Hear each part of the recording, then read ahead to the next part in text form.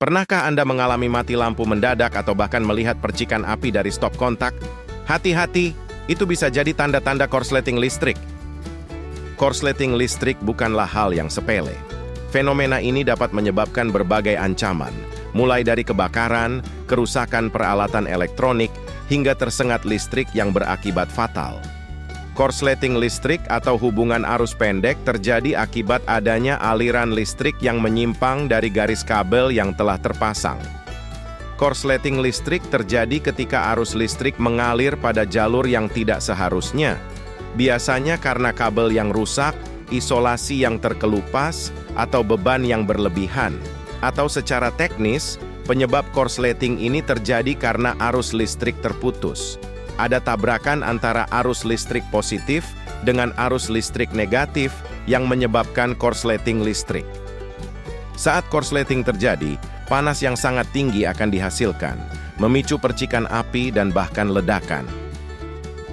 Korsleting listrik dapat terjadi di mana saja, di rumah, kantor, sekolah, bahkan di tempat umum. Dampak dari korsleting listrik tidak hanya berbahaya bagi manusia dan harta benda, tetapi juga dapat mengganggu aktivitas dan membahayakan keselamatan publik.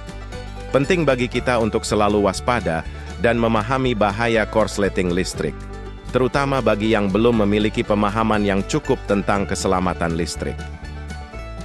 Berikut beberapa tips untuk menghindari terjadinya korsleting listrik. Pertama, gunakan kabel dan peralatan listrik yang berkualitas dan sesuai dengan standar keamanan. Pastikan Anda menggunakan kabel dan peralatan listrik yang bersertifikat standar nasional untuk menjamin kualitas dan keamanannya. Kedua, hindari penggunaan kabel yang berlebih dan jangan membebani stop kontak secara berlebihan.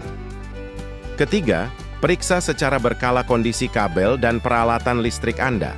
Lakukan pemeriksaan secara berkala pada kabel dan peralatan listrik Anda untuk memastikan tidak ada kerusakan atau potensi korsleting. Keempat, pasang grounding atau pentanahan pada instalasi listrik di rumah Anda. Grounding atau pentanahan dapat membantu mengalirkan arus listrik yang bocor ke tanah, sehingga mencegah korsleting dan bahaya tersengat listrik.